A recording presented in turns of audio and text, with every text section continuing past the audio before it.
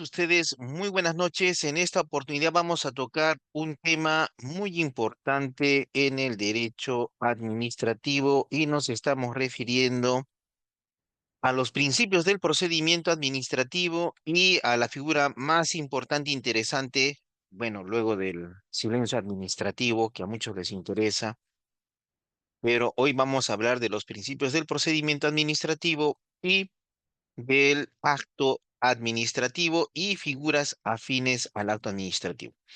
Vamos a compartir las diapositivas para que tengan ustedes su ayuda de memoria. Ya está, a ver, ya está, listo. Estamos listos para empezar.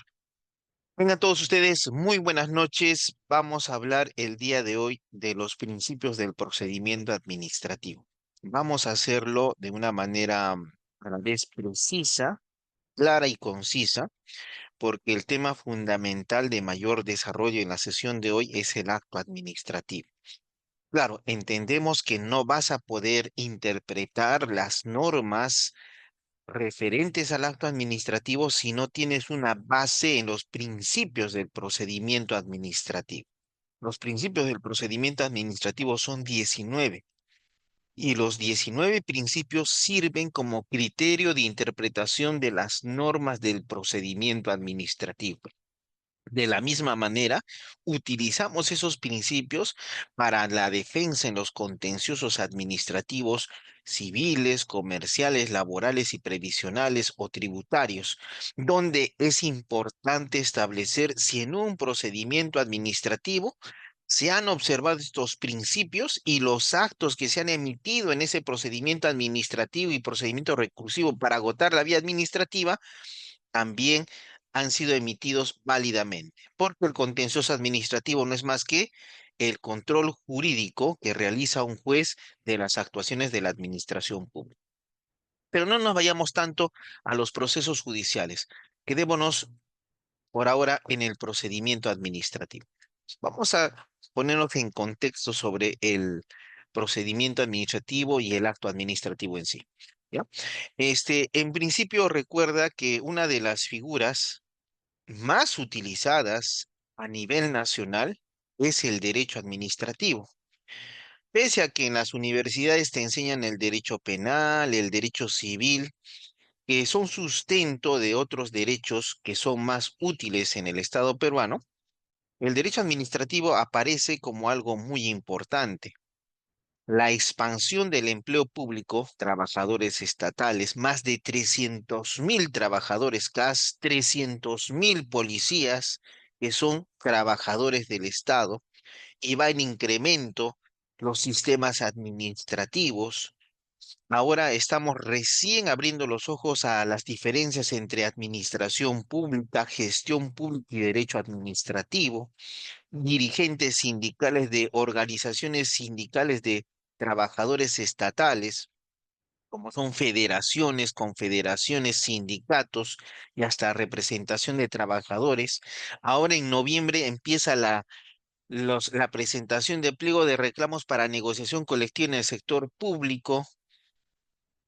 Seguramente has visto que ha habido incremento de remuneraciones para altos funcionarios del Tribunal Constitucional, también del Ministerio de Relaciones Exteriores. Todo eso hace ver que lo más importante en el Estado peruano y que merece ser desarrollado es nuestro derecho administrativo. El derecho administrativo no se lleva en tribunales como un proceso penal o un proceso civil, se lleva en la vida diaria, se ve en el momento en el cual una persona presenta su pequeña solicitud a una municipalidad. Lo ves cuando llamas a una entidad pública para informarte. Y vas a ver que el derecho administrativo te acompaña desde que naces hasta que falleces. Desde que naces, cuando firmas, cuando te firman tu acta de nacimiento. Cuando mueres, lamentablemente, el acta de defunción es otro acto administrativo. Y a lo largo de tu vida también va a estar el derecho administrativo. Cuando firmes a tu hijo todo orgulloso, vas a ir a firmar una oficina de registro civil que te va a dar el acto administrativo, que es el acta de nacimiento. Cuando te cases A través de un matrimonio civil vas a estar en una municipalidad y te van a dar otro acto administrativo. Y si te divorcias, porque ahora la jurisdicción voluntaria también está a cargo de las municipalidades, también puede ser que voluntariamente te divorcies y también allí va a estar el derecho administrativo. Hasta inclusive has visto, estás manejando, te detiene el policía, procedimiento administrativo de tránsito. Abres tu tienda, viene el fiscalizador, procedimiento administrativo sancionador. No te atienden bien en una empresa, Indecopi, procedimiento administrativo trilatero. Como ves, en todas partes vas a encontrar el derecho administrativo, inclusive los que son estudiantes de derecho, cuando salen al campo, lo primero que están esperando es que abra procesos de selección para que puedas acceder a un cargo público y te conviertas en fiscal, te conviertas en abogado defensor, procurador, entre otras profesiones que tenemos. Pero el derecho administrativo es tan importante que no solamente implica abogados, implica otras profesiones, administradores, contadores, psicólogos, asistentes sociales, administradores, economistas, entre otras profesiones. Por eso el derecho administrativo es multidisciplinario. ¿Ya? Entonces vamos a ver primero el tema de los principios del procedimiento administrativo. Bueno, si el tema es bastante largo de los principios, lo vamos a hacer de una manera para que se te quede grabado, porque es una sesión inicial, y para que a partir de esto, todas las sesiones siempre tengas presente estos principios. Te lo digo, son bastante importantes. No es simple teoría. Alguien puede decir, es teoría, doctor, ya estoy aburrido de principios. No, cuando eres abogado, como en mi caso soy abogado litigante, también he sido asesor legal externo, docente universitario. Entonces, en allí siempre te das cuenta que cuando quieres defender en el derecho administrativo algo que consideras ilegal, injusto, contrario a derecho, incorrecto, partimos siempre de los principios del derecho administrativo y en este caso en particular los principios del procedimiento administrativo. ¿Qué es el procedimiento administrativo? Es el conjunto de actos y diligencias tendientes a la emisión de un acto administrativo. ¿Ya? Entonces, ejemplo, tú dirás, ejemplo. De allí aparece nuestro señor Juan Ramos. El señor Juan Ramos se ha enterado, le han dicho que como él es adulto mayor, tiene 70 años, él no debería pagar autovalúo. Y ahí lo ves al señor Juancito haciendo su cartita y yendo a entregarla a la mesa de partes de su municipalidad.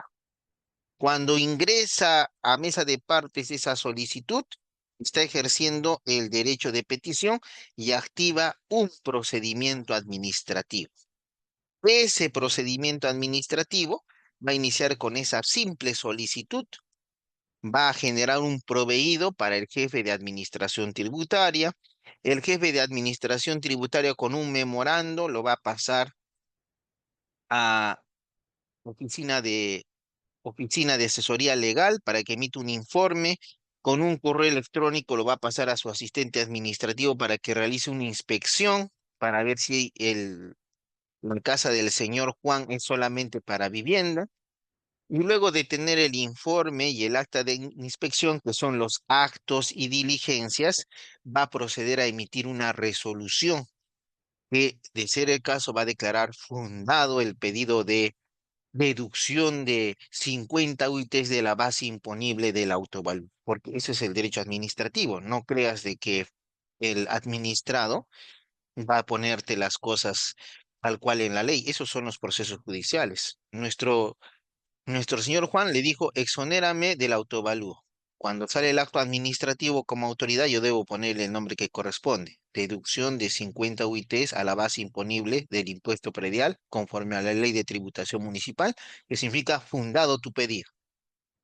Eso es lo bonito del derecho administrativo, porque está hecho para los seres humanos, para los ciudadanos, no está hecho para abogados, grandes señores, está hecho para la ama de casa, para el zapatero, para el abogado, para el economista, para el técnico, el asistente, para todos, para el adulto mayor, para el adolescente que quiere trabajar.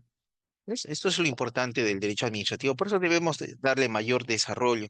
Y está bien estos cursos donde podemos conversar un poco más.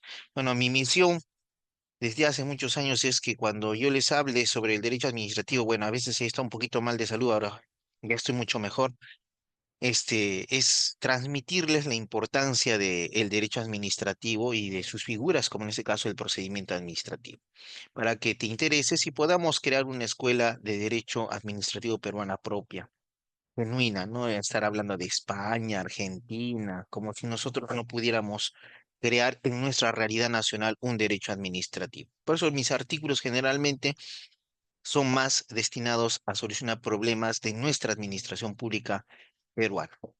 Pues una vez que has comprendido lo que es el procedimiento administrativo, conjunto de actos y diligencias tendientes a la emisión de un acto administrativo, vamos a ver cuáles son los principios que lo rigen.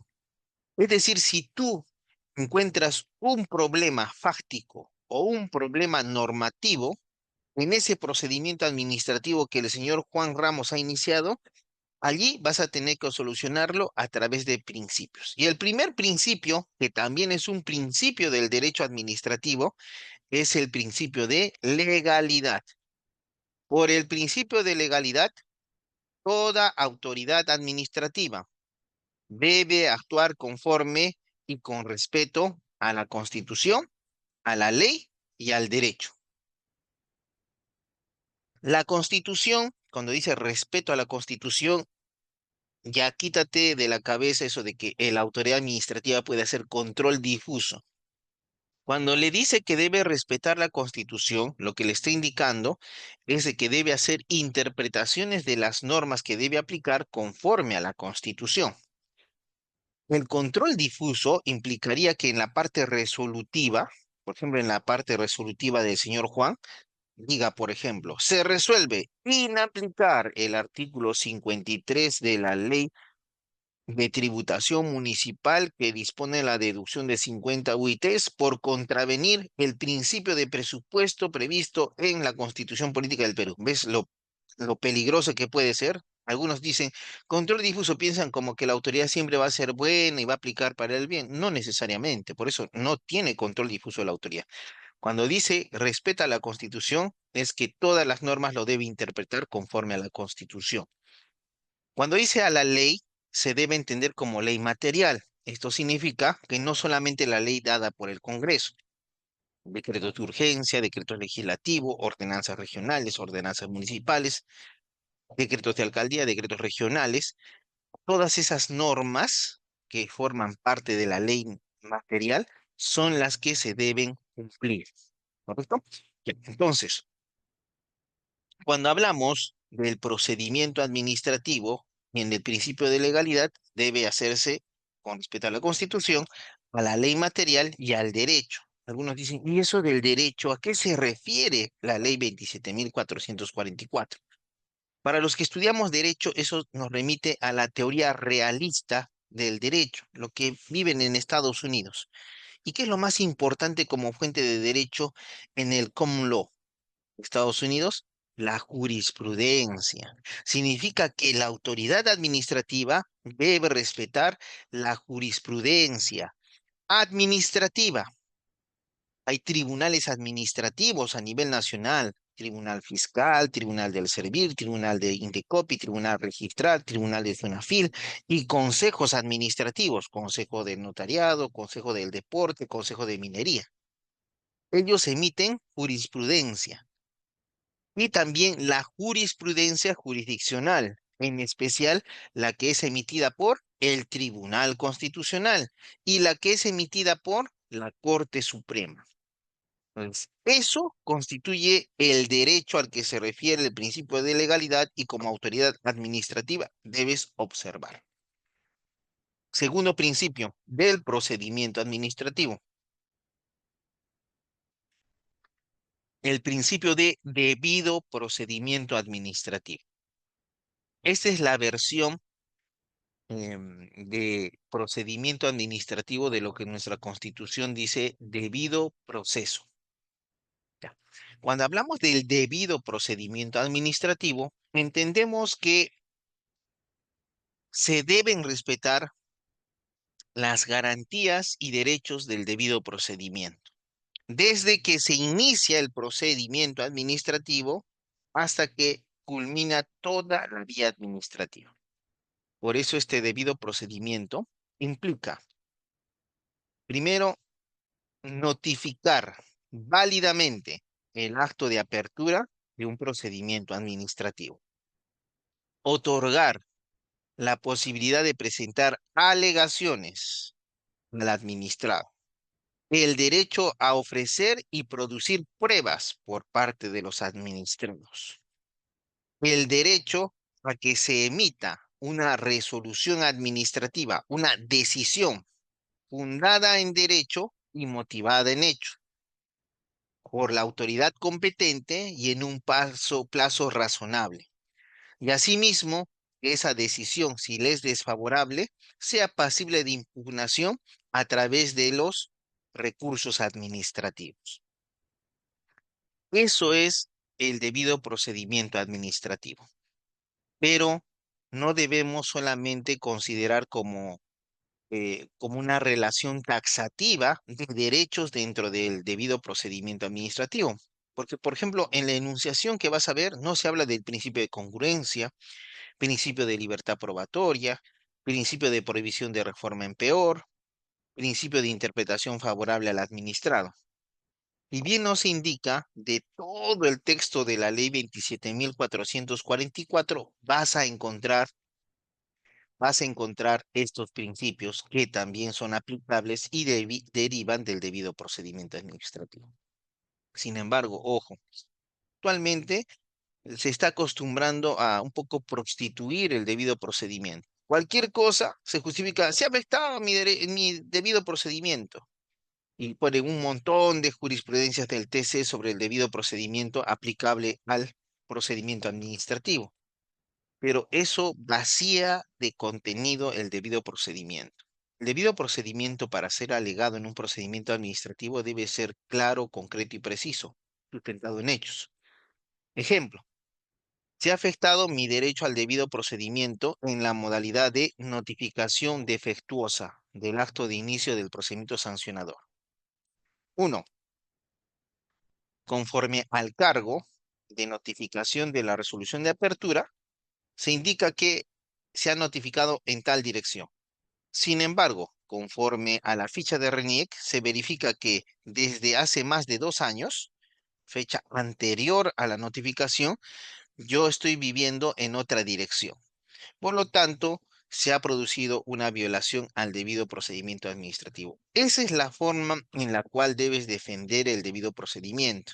No es indicar más de 50 jurisprudencias del TC indicando lo que es el debido procedimiento, porque todos ya sabemos lo que es el debido procedimiento. Lo que queremos saber es cómo así se te ha afectado en la realidad.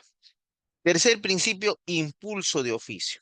Es decir, que todo procedimiento administrativo se impulsa de oficio. El señor Juan Ramos presenta su solicitud. Tal vez por alguna situación ya no ha podido ir, ha caído enfermo, pensó que era una tontería, pero dentro de los plazos legales, un procedimiento administrativo debe ser resuelto en 30 días hábiles, tiene que recibir una respuesta. Y eso es el impulso de oficio. Claro, hay excepciones curiosas en todo el procedimiento administrativo, como el abandono como fin del procedimiento administrativo. Pero la figura del abandono se da también por una desidia del administrado. Es decir, la administración se da cuenta que no puede continuar si es que el administrado no le da un documento, porque ella no puede adquirirlo por sí misma. Pese a que le pide al administrado, este no presenta. Entonces se produce el abandono del procedimiento administrativo. Otra figura es la razonabilidad. Ya, la razonabilidad no solamente es un principio del procedimiento administrativo, también es un principio de la potestad sancionadora en los procedimientos administrativos sancionadores. Pero desde el punto de vista del procedimiento administrativo, la razonabilidad está en la adecuación de los medios que utiliza la administración pública para alcanzar los fines que persigue. Tú dirás, ejemplo, ¿cómo así? Ejemplo. ¿Te imaginas que estamos hablando de una tienda de abarrotes pequeñita que solamente vende productos de primera necesidad? A cargo de dos adultos mayores de 70 años cada uno, es una sociedad conyugal. Viven solos y el único sustento es esa tiendita de abarrotes. Y ahí viene el fiscalizador. Y el fiscalizador le dice, licencia de funcionamiento. No tenemos. Dos opciones. Uno, prevenirlo. Señores, van a disculpar, pero por normas se tiene que sacar los certificados de defensa civil y otras situaciones que yo le voy a informar. O dos, se produce el cierre y la clausura total de su establecimiento porque no tienen licencia. Allí aparece la razonabilidad. ¿Qué es lo razonable? Dice, debes usar los medios adecuados para alcanzar los fines que pretende la administración pública. Uno de los fines es defender, el interés público implica defender derechos fundamentales. Y los medios en este caso son o prevenir o clausurar. ¿Qué es lo adecuado? Entonces ahí tú vas a decir, según el caso que usted me indica, lo adecuado sería prevenir a los esposos y ayudarlos para que hagan el trámite. Ya si ellos persisten en no tramitar la licencia, bueno, recién se le puede, ¿no? Aplicar la medida de cierre. Eso con mucho cuidado. Entonces, eso es la razonabilidad. La razonabilidad implica actuar en base al principio de realidad de la administración pública. La administración pública no debe pensar en normas arriba, debe pensar en la realidad que tiene que resolver. Eso se llama gestión pública, solucionar problemas de la vida real, no limitarse por normas jurídicas, sino usar el ordenamiento jurídico para cumplir los fines públicos. 5, imparcialidad. Significa que la autoridad administrativa debe considerar a todos los administrados por igual, sin ningún trato preferencial. Y ahí ves cuando a veces vas a ver de que estás haciendo cola y de repente el que estaba al fondo, porque es compadre de la autoridad, va arriba. Claro, tú dirás, eso así es. No, no es tanto así. Eso ya afecta el código de ética de la función pública. Ahora tú dirás, ¿y qué con eso? ¿Qué gano con la ética? Que si tú te vas a quejar a una autoridad competente dentro de esa entidad sobre lo que ha acontecido, le van a abrir procedimiento administrativo disciplinario a ese servidor por haber actuado contraviniendo el principio de imparcialidad.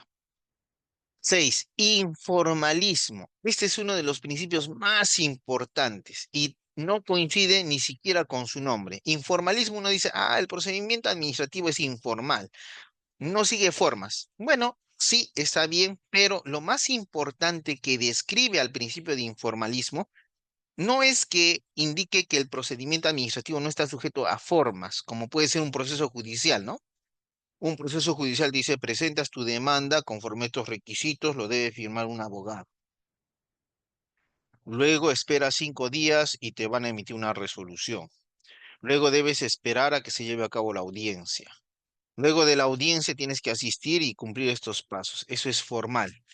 El procedimiento administrativo es informal debido a que está dirigido a los ciudadanos que no necesitan de abogados para ir a un procedimiento administrativo. Pero lo importante es la descripción. Escucha bien en qué consiste el principio de informalidad. Escúchalo bien. Dice, las normas del procedimiento administrativo deben ser interpretadas a favor de los administrados. Eso es el principio de informalismo. Si yo tengo una duda sobre las normas del procedimiento administrativo, debo estar a lo que le favorece al administrado. Por ejemplo, te pongo un ejemplo. Hace tiempo se decía que los recursos administrativos debían ir con firma de abogado. Sí decía la norma. Ahora ya no. Entonces sucedía una situación particular, que el administrado presentaba sus recursos sin la firma de abogado.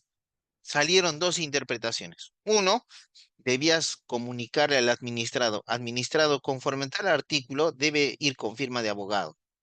tienes un plazo de 10 días para que lo entregues con la firma. O la segunda, como no entregó con firma y es un requisito de ley improcedente tu recurso de apelación. De estas dos interpretaciones, ¿cuál es la que favorece al administrado? La que le comunica, ¿no? Que tiene que subsanar esa deficiencia. ¿Y eso por qué se debe aplicar eso? Por el principio de informalismo. Otro principio es el principio de presunción de veracidad.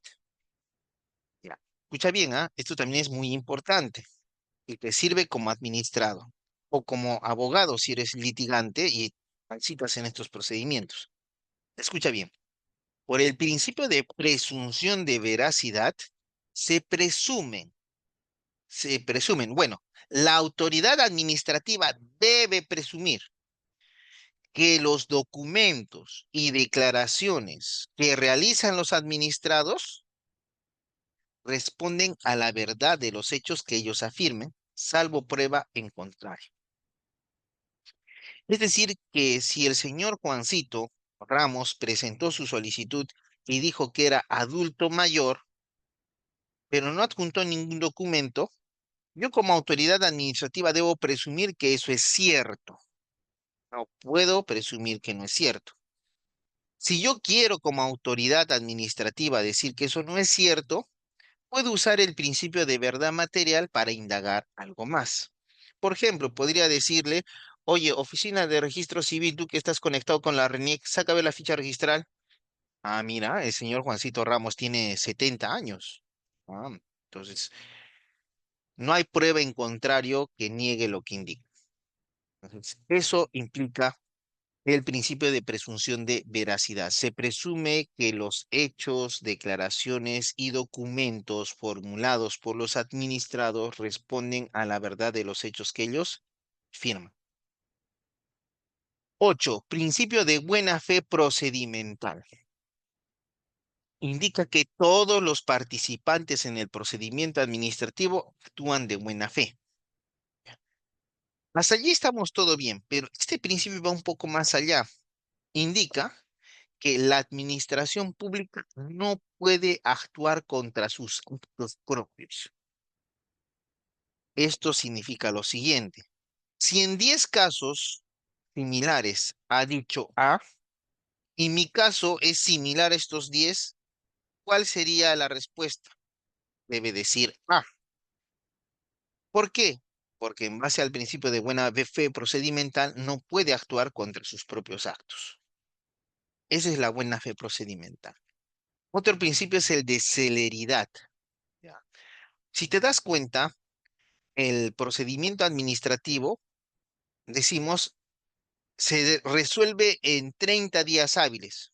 Sin embargo, la norma dice en el plazo máximo de 30 días hábiles, lo que significa que se puede resolver en un plazo menor, un procedimiento administrativo. Y de hecho, sí se hace conforme al TUPA. Otra situación más, antes de continuar. A veces tú ves el procedimiento administrativo como algo muy abstracto, ¿no? Es materia de los administrativistas, pero no. Si tú quieres aterrizar, fácil. Buscas, digamos, el TUPA de la Municipalidad Distrital de Breña. Ya.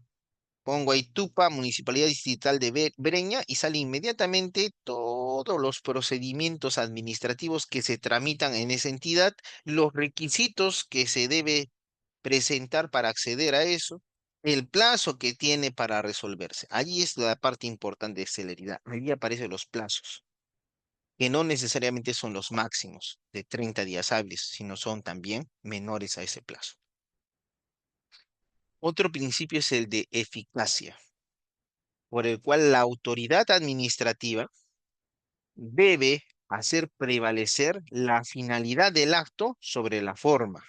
¿Ya? Eso también es importante. También como abogado. A veces los abogados penalistas se meten a lo del procedimiento administrativo. ¿Y qué con eso tú dirás? Es que el abogado penalista mira detalles. Eso recuerda, el procedimiento sancionador o disciplinario no es un proceso penal. Tú dirás, ¿y qué con eso? En el proceso penal, ser riguroso con cualquier asunto, porque está en juego la libertad individual de la persona. Y está la dignidad de la persona, después aparece la libertad individual y recién aparecen los derechos. Por eso en el proceso penal es vital, cualquier error se tiene que sancionar. Pero en un procedimiento sancionador y disciplinario, lo que se está tutelando es el interés público que prima sobre el interés particular. Ya, y tú dirás, ¿ya qué con eso de la eficacia? Ah, te dije que la autoridad administrativa debe hacer prevalecer el fin del acto sobre la forma. Ejemplo, ¿te imaginas que emito un acto administrativo y justo me equivoqué al tipear? Ya, entonces, en la parte de abajo, lejos de poner señor Juan Ramos Arce, se me fue una letra y puse Juana Ramos Arce. ¿Podremos declarar la nulidad de ese acto administrativo? No, porque lo único que ha acontecido es un error material. Se puso Juana por Juan, una letra de más, pero el sentido del acto no va a variar. Es decir, que debemos hacer prevalecer la finalidad del acto sobre la forma. 11.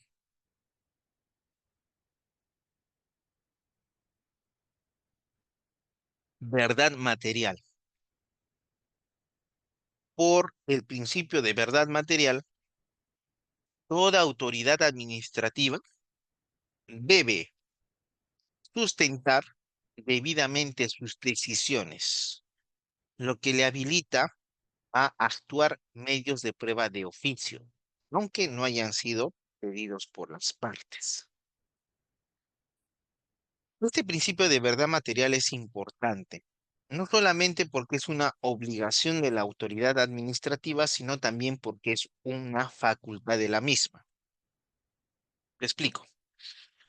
Al ser una facultad, si yo tengo algo de duda sobre lo que pasa y puedo pedirle al administrado que me presente algo o a un tercero que lo presente, lo puedo hacer por verdad material, porque estoy en búsqueda de la verdad sustancial, no de la verdad formal. Por otro lado, a veces, y esto es algo que sucede, imagínate que te abrieron un sancionador o un disciplinario. Se te pasó el plazo para presentar los descargos, pero tú tienes pruebas documentales que acreditan que no cometiste la falta o la infracción. Eso significa que podrías decirle, oye, autoridad administrativa, en base al principio de verdad material, admite estos medios de prueba de oficio, porque tú debes sustentar en base a la realidad tus decisiones. Y esos documentos acreditan que yo no cometí la falta. La autoridad administrativa en ese caso no podría decirte, no, ya pasó el plazo para presentar los descargos y voy a resolver con lo que tengo. No puede hacerlo, porque eso es como un proceso judicial. Y estamos en un procedimiento administrativo donde nos guiamos por la verdad material. 12. Principio de participación. La participación deriva de la transparencia en las actuaciones de la administración pública. La administración pública en su actuar debe ser tan transparente como un cristal. Esa transparencia se divide en dos. La transparencia activa, que es la información que la autoridad administrativa de oficio coloca a disposición de los administrados. Por ejemplo, ahorita hay que ver cómo está el gobierno regional del Callao. Tecleamos en Google, ingresamos a la página y podemos revisar todo lo que queramos. Transparencia activa. La transparencia pasiva es cuando le solicitas algo a la administración y ella tiene que darte ese algo. Esto es lo que denominamos acceso a la información pública, lo cual se hace sin expresión de causa. Esta participación se da en cualquier procedimiento administrativo, aunque tú no seas parte, siempre y cuando no se contravenga situaciones de confidencialidad, secreto profesional, intimidad o secreto nacional. ¿Ya? ¿Correcto? Otro principio es el de simplicidad. Las actuaciones de la administración pública deben ser simples porque están dirigidas a los ciudadanos. No están dirigidas a abogados, de tal manera que la autoridad administrativa debe coadyuvar en la solicitud que vaya a presentar el administrado. Y eso nos lleva al otro principio, 14, uniformidad. Por el principio de uniformidad, los trámites deben ser similares para que el administrado pueda comprenderlos mejor. Es por eso que algunas entidades públicas ponen a disposición de los administrados el FUT, el formato único de trámite. Otro ejemplo de esa uniformidad son los procedimientos administrativos estandarizados, donde un ente rector se da cuenta y dice, este procedimiento es utilizado por todas las municipalidades, todos los gobiernos regionales. Entonces yo voy a dar el procedimiento y los requisitos que se deben aplicar a nivel nacional. Es decir, crea un estándar. Por eso se les llama procedimientos administrativos estandarizados. 15, predictibilidad o de confianza legítima. Es decir, que, cual vidente, el administrado debe poder predecir cuál va a ser el resultado de su solicitud. Tú dirás, ¿cómo así? Como te dije, los procedimientos administrativos y sus requisitos están en el TUPA de cada entidad. Por lo tanto, si yo pido una licencia de funcionamiento y en el TUPA me dicen 10 requisitos y los 10 requisitos tal cual los cumplo, ¿qué es lo que puedo prever? Que mi licencia va a ser otorgada. Otra aplicación del principio de predictibilidad y de confianza legítima lo constituyen los precedentes administrativos. En efecto, los tribunales administrativos emiten precedentes para casos generales.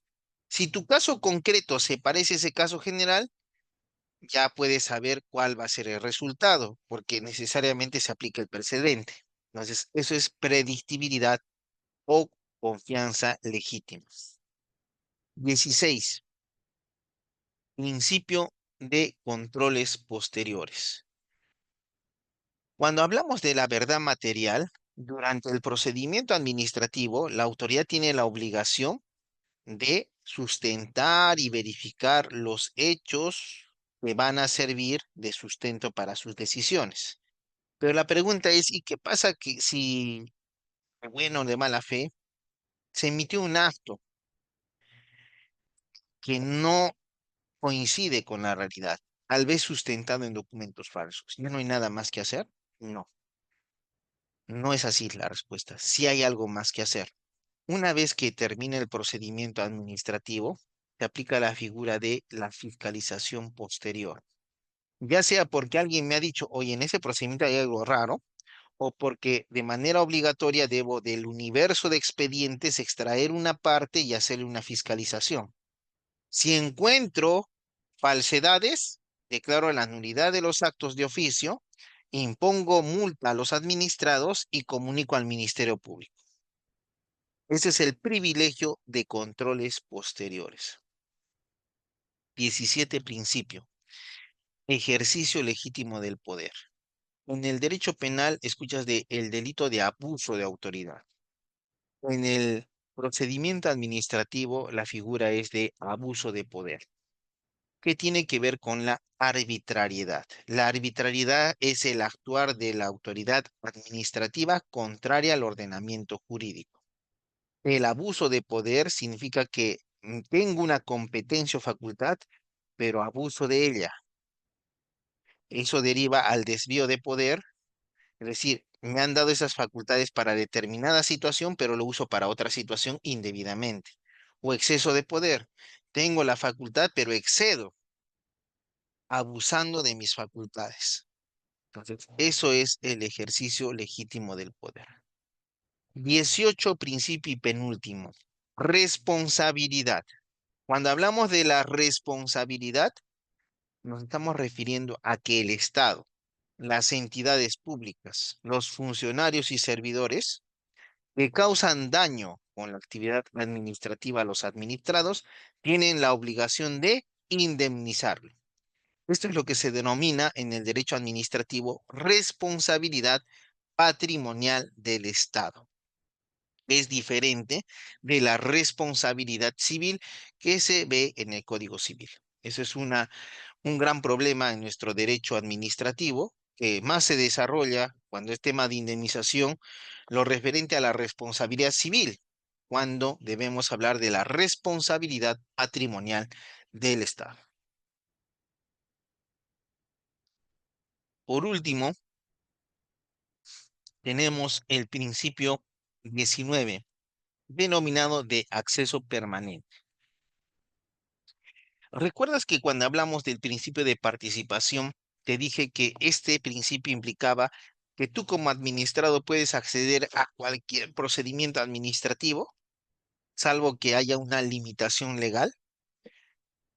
En el procedimiento de acceso permanente, me dice que tú tienes acceso permanente a los procedimientos administrativos donde tú eres parte.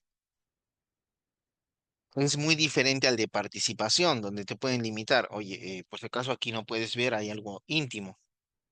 En el de acceso permanente te pueden decir, oye, la instrucción es confidencial. No te pueden decir eso. Desde el punto de vista de la participación, sí, pero desde el punto de vista del acceso permanente, que implica que yo soy parte en ese procedimiento, no me pueden limitar mi acceso al mismo. Por eso dice principio de acceso permanente. Entonces, con esto tenemos los 19 principios del procedimiento administrativo. Esos 19 principios del procedimiento administrativo guían la interpretación de las normas del procedimiento administrativo. Ahora pasemos al tema del acto administrativo. Recuerda, el procedimiento administrativo que es conjunto de actos y diligencias tendientes a la emisión del acto administrativo. Por lo tanto, para comprender el procedimiento administrativo en su definición, necesariamente debes saber qué es ese acto administrativo. Entonces, esto nos lleva un poquito a la teoría de las actuaciones de la administración pública, ¿ya? Como te dije, hoy día no tocamos nada de silencio administrativo. Eso nos lleva a la teoría de las omisiones de la administración pública. Ahora vamos a ver solamente las actuaciones de la administración. Entonces, ¿qué tenemos con esto? Tú dirás. Eh, Tenemos otras figuras con las cuales podrías confundir el acto administrativo. Vamos primero, con el caso que te puse del señor Juan Ramos. Pero imaginemos que al señor Juan Ramos, por abrir su tienda sin licencia, le han aperturado un procedimiento administrativo sancionador. Y, Entonces, las etapas de ese procedimiento administrativo sancionador es comunicarle el inicio, le notifican el inicio, presenta descargos, actuación probatoria, informe final de instrucción, informe oral y se emite el acto administrativo que lo puede sancionar y establecer medidas correctivas. Correcto. Eso nos va a ayudar a comprender estas figuras. Primero, cuando imaginemos que al señor Juan Ramos le abren el proceso administrativo sancionado. ¿Ya? Como te dije, van a iniciar la actuación probatoria. Allí se va a emitir el informe final de instrucción. Ese informe final de instrucción opina o recomienda porque se le imponga una sanción al señor Juan, pero no crea efectos, solamente recomienda, solamente opina. Y se da dentro de la entidad pública. Le pueden notificar, pero no tiene un alcance de externo que va a modificar la realidad, solamente es una opinión, ¿correcto? Ya. Lo mismo sucede en el expediente administrativo con proveídos, memorandos, dictámenes, emails, los informes administrativos como el que te acabo de decir. Te das cuenta que son todos al interior de la entidad pública, ¿correcto? Eso es lo que denominamos actos de administración interna, que sirven solamente para organizar la administración pública interna o, en su caso, garantizar la prestación de servicios públicos. ¿correcto? Ya. Entonces, esos son los actos de administración. Ahora, estos actos de administración que se dan internamente, en el caso del procedimiento administrativo sancionador del señor Juan Ramos, van a dar lugar a una resolución en la cual se resuelve, por ejemplo, poner sanción de multa de 5 UITs y como medida correctiva la demolición de la construcción en la vía pública, ¿correcto? Eso es una resolución y le notifican al señor Juan. Esa resolución es un acto administrativo. El acto administrativo es la declaración unilateral de voluntad de la administración pública que produce efectos jurídicos sobre los administrados. ¿Correcto? Pero si te das cuenta, cuando yo recibo como el señor Juancito, es solo un papel. No apelo, no apelo. Entonces, ya ves que a los días viene el ejecutor coactivo con la maquinaria pesada para demoler las construcciones realizadas en la vía pública. Y efectivamente, ves cómo viene la maquinaria pesada y demuele la construcción en la vía pública, sustentado en el acto administrativo que me han notificado. Eso que ha sucedido en la realidad, que son los actos de ejecución del acto administrativo, es lo que denominamos actuaciones materiales.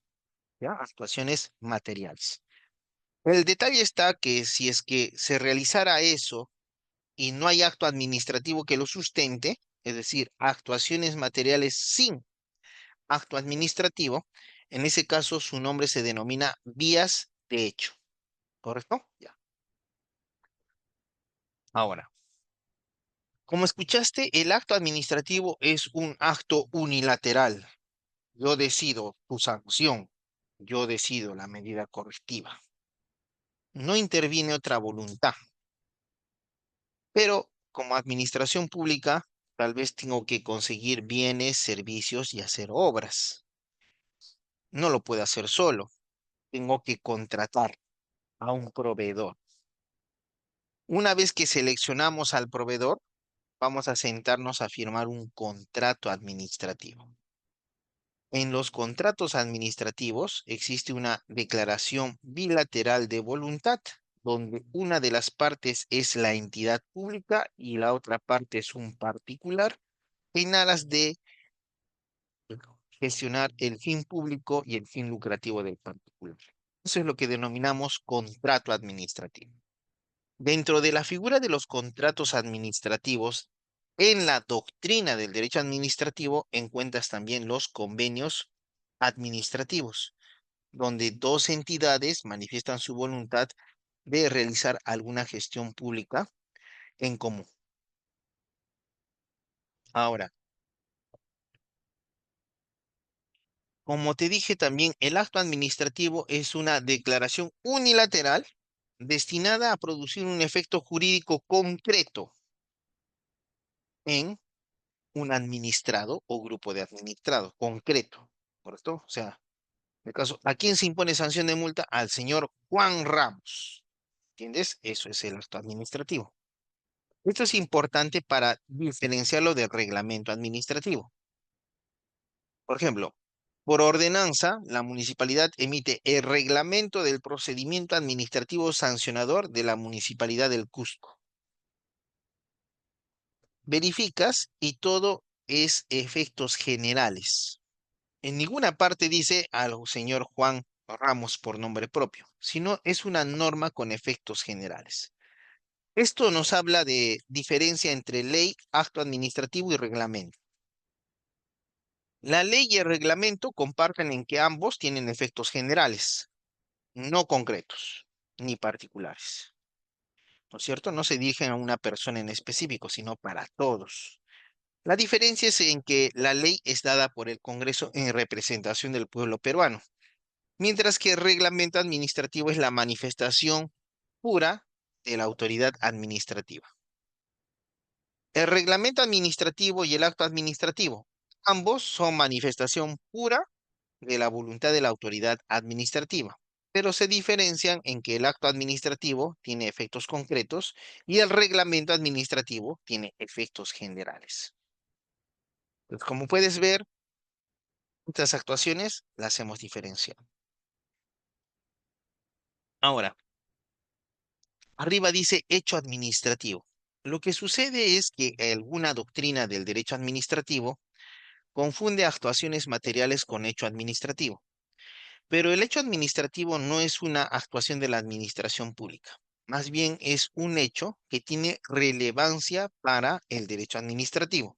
Ejemplo, en este momento se produce un gran terremoto en una ciudad del sur del Perú. El hecho es el terremoto. Como consecuencia de ese terremoto, el presidente de la República, mediante decreto supremo, va a declarar el estado de emergencia, que es la manifestación del poder de policía del Estado peruano. Como ves, ese hecho, al tener relevancia para el derecho administrativo, es un hecho administrativo, pero no es una actuación de la administración pública.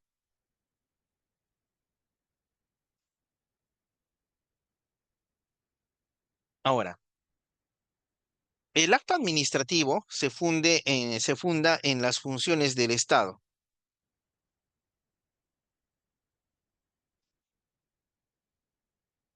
Fundamentalmente, las funciones del Estado son tres. La función legislativa, cuyo acto principal es la ley dada por el Congreso, por el pueblo peruano, inconfundible con un acto administrativo. Luego está la función judicial, basada en que el juez administra justicia en nombre de la nación, por lo cual emite sentencia, que no es más que la manifestación de justicia de la población peruana. Es concreto. Luego encuentras la función ejecutiva. Esta función ejecutiva se divide en dos: la función gubernativa, que nos remite a los actos de gobierno que no son pasibles de control judicial. Un acto de gobierno es el 28 de julio, el presidente de la República da su mensaje a la nación y nos dice hacia dónde vamos, dónde nos dirigimos. Es un acto de gobierno. Por otro lado, la función ejecutiva también comprende la función administrativa, que implica la prestación de servicios de calidad a la comunidad, sustentado en el interés público. Esa función administrativa tiene como acto principal el acto administrativo, es decir, la declaración de voluntad de las entidades públicas que en el marco de las normas de derecho público afecta situaciones jurídicas de los administrados en una situación concreta. Por eso que aquí encuentres ya la definición de lo que es el acto administrativo. ¿Qué es el acto administrativo? Primero es una declaración. ¿Qué significa que sea una declaración? No es una manifestación de voluntad tácita. El acto administrativo debe ser una manifestación concreta de voluntad de la administración pública. Es decir, no hay actos administrativos tácitos. Puede haber actos administrativos verbales, pero tácitos no. Siempre son declaraciones expresas. Porque sí, generalmente tú ves, ¿no? Los actos administrativos están en una resolución. Esos son los actos administrativos escritos. Pero también hay actos administrativos eh, no escritos. Ejemplo, el silencio administrativo positivo implica una resolución ficta. No lo ves, pero existe. También vas a ver actos administrativos cuando el policía de tránsito te dice que no avanzas. Es una declaración de una autoridad administrativa bajo las normas de derecho público destinada a producir efectos sobre las situaciones jurídicas de los administrados. Entonces ves ahí los actos administrativos. Parecería, ¿no? De que es algo así, pero cuando sales encuentras mucha administración pública. Ya. Entonces, el acto administrativo es una declaración. Ahora nos dice una declaración de las entidades públicas. Esto también es importante, porque a veces una vez me dijeron, doctor, la asociación me ha expulsado y voy a aplicar la ley 27444. Error. Las asociaciones son personas jurídicas de derecho privado. no son entidades públicas. Claro, dentro de las entidades públicas se consideran a las personas jurídicas de derecho privado, pero que prestan una función pública o un servicio público. Ejemplo, las universidades privadas. ¿Ya? Entonces, el acto administrativo es la declaración de las entidades públicas en el marco de las normas de derecho público. En efecto, es para diferenciar de que, por ejemplo, yo como entidad pública, después de un proceso de selección, firmo un contrato de arrendamiento. Ese contrato de arrendamiento, ¿en base a qué normas se va a dar? A las normas del Código Civil, que es derecho privado. El acto administrativo es netamente bajo normas de derecho público, finalidad pública, interés público, potestades públicas, políticas públicas. Eso es su marco normativo. Dice, acto administrativo, declaración de las entidades públicas en el marco de las normas de derecho público, destinado a producir efectos jurídicos. O sea, va a haber una connotación real, no solamente se va a quedar en el papel. Si dice demoler o imponer una multa, el ejecutor coactivo va a embargar tu cuenta para cobrarse la multa, va a ir con la maquinaria pesada y va a demoler. Si dice clausurar, va a ir la persona y le va a poner un gran letrero diciendo clausurado y lo va a tapiar con ladrillo a la puerta. ¿Ves? Produce efectos. En situaciones jurídicas de los administrados. Es decir, ¿a quién afecta? A las personas naturales, personas jurídicas, que en la calidad de administrados actúan en una situación concreta, es decir, en un caso particular. El señor Juan Ramos es quien no tiene licencia y le han abierto proceso y a él le van a multar. Entonces, así tenemos que el acto administrativo es la declaración de las entidades públicas que en el marco de las normas de derecho público está destinado a producir efectos jurídicos sobre las situaciones jurídicas de los administrados en una situación concreta. ¿Ya? Eso es el acto administrativo. ¿Ya? Entonces, vamos a continuar. Dame, por favor, 5 minutos de un receso y regresamos, ¿ya? 5 minutos, por favor. 5 minutos, Sí, regresamos. doctor, con mucho gusto. Gracias. Tómese su tiempo. Vamos a estar anunciando en qué consiste todo el diplomado. Por favor. Adelante, doctor. Bueno, para poder comentarles, mis estimados amigos participantes de esta noche, el registro es voluntario y hay algunos que han pagado por todo el diplomado, pero lo que nosotros podemos señalarles ahora es lo siguiente: se les está enviando ahí, ¿no? En el grupo que se ha creado para que puedan registrarse los que tienen interés con el certificado del diplomado y participar de estas 5 fechas. A ver, voy a anunciar en qué consiste todo el diplomado, ¿ya? Este diplomado de procedimiento administrativo general en base al texto único ordenado de la ley número 27.444 tiene 5 sesiones, 5 fechas. Además, se les va a enviar el material, se les va a enviar los cuestionarios también para que puedan justificar este diplomado. ¿Por qué? Porque el certificado de este diplomado es válido para concursos, para el nombramiento, para acceder a la administración pública, para sustentar que están preparados para poder trabajar en cualquier institución pública. Y obviamente para su currículum vitae. La sesión del día de hoy, la sesión 1, se está desarrollando desde las 7:30 de la noche, aunque creo que la siguiente lo vamos a correr para las 8, porque creo que la gente se desocupa un poquito más tarde, 8 de la noche. El día de hoy, el doctor José María Pacoricari está tratando el tema de principios del procedimiento administrativo, que son 19, y lo ha explicado de una manera muy didáctica.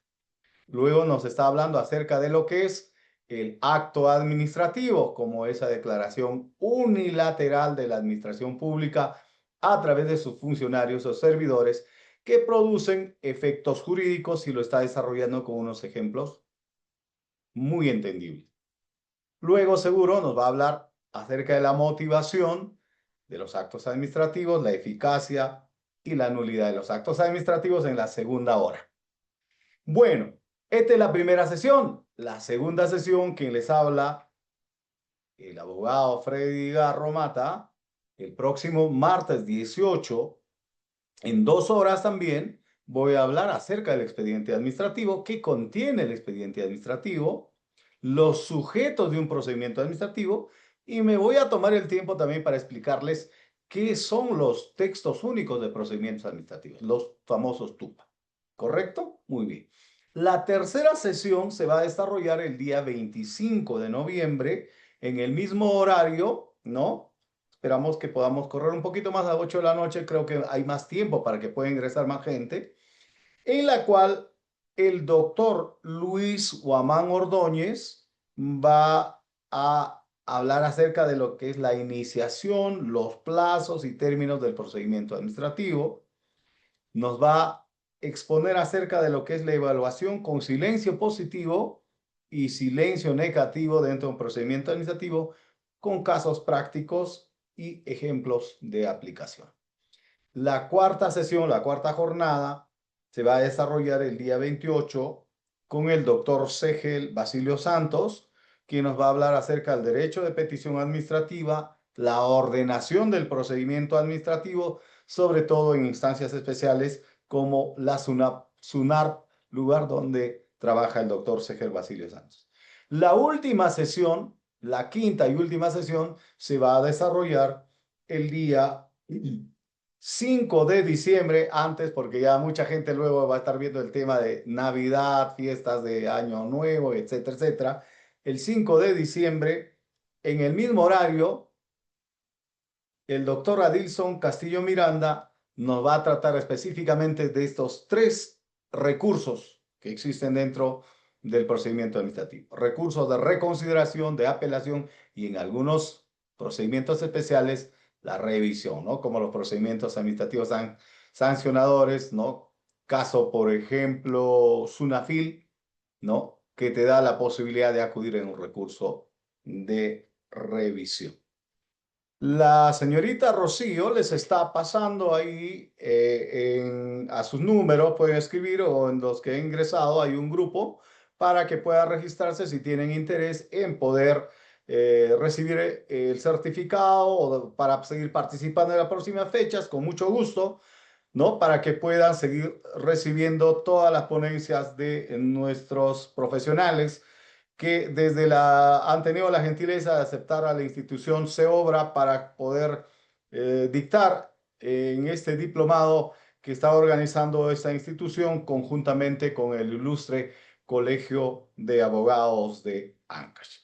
Ahí en el chat también pueden hacer luego las preguntas, los comentarios que ustedes consideren pertinentes para poder nosotros continuar, ¿no? Con nuestra primera fecha de este diplomado que está desarrollando la institución CEOBRASAC desde la ciudad de Huaraz para todo el Perú. El día de hoy está en la ponencia el doctor José María Pacori Cari, quien es abogado por la Universidad Nacional San Agustín de Arequipa, maestro en Ciencias Políticas y Derecho Administrativo por la misma universidad, miembro de la Asociación Argentina de Derecho Administrativo, socio de la Asociación Española de Derecho de Trabajo y la Seguridad Social, Member of Law Council de Australia, docente universitario en la Universidad La Salle, profesor de Derecho Administrativo y Derecho Laboral en la Universidad José Carlos Mariátegui de Arequipa, entre otros reconocimientos que se le ha desarrollado al doctor José María Pacori Cari. El número al cual en el WhatsApp que están ustedes pueden escribir es el 910-01-3820 para que puedan recibir mayores detalles acerca del diplomado que es por 240 horas académicas. Las clases se van a desarrollar todos los martes en el horario que habíamos indicado, 7:30 de la noche, pero por conveniencia de algunas personas que todavía se desocupan a las 8 de la noche, quizás vamos a correrlo media horita más. Pero eso ya es cuestión de que se va a estar comunicando a través de los organizadores de este evento. Cuando usted considere, doctor José María, le vamos a dar el pase, ¿no? Para que pueda continuar. ¿Ya? ¿Alguna inquietud, alguna pregunta en el chat, por favor? A los que están interesados, ¿no? Acerca del diplomado o los temas. Si no han tenido quizás la oportunidad de escuchar todo el contenido, con mucho gusto para poder aclarar mientras en este pequeño receso el doctor José María pueda regresar en unos minutos más. Ah, con mucho gusto a todos los que están participando. Tenemos todavía para la segunda parte en la cual se va a hablar acerca de la motivación de los actos administrativos. Seguro que el doctor José María Pacori lo va a explicar de una manera muy didáctica. La eficacia de los actos administrativos y la nulidad de los actos administrativos es un tema muy importante. Como lo decía el doctor José María Pacori, en el derecho administrativo no necesariamente pues van a participar solamente abogados, sino también van a participar todos los administrados que pueden ser personas naturales o jurídicas en muchas formas en la cual se puede participar ante la administración pública. Así que con mucho gusto para poder nosotros recibir sus comentarios, sus inquietudes, las preguntas al chat. Mientras esperamos al doctor José María unos minutos más, pueden ir escribiendo entonces al link que les está enviando la señorita Rocío de la Cruz. Gracias, no se vayan, vamos a continuar. Todavía falta la segunda parte.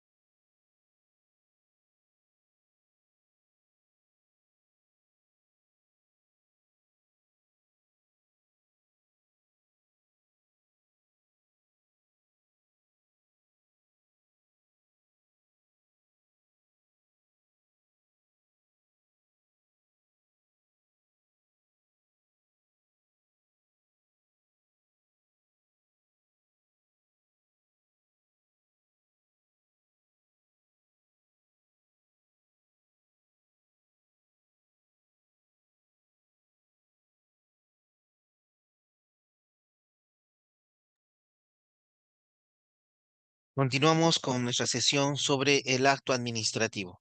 Ya, ya hemos comprendido bastantes puntos centrales.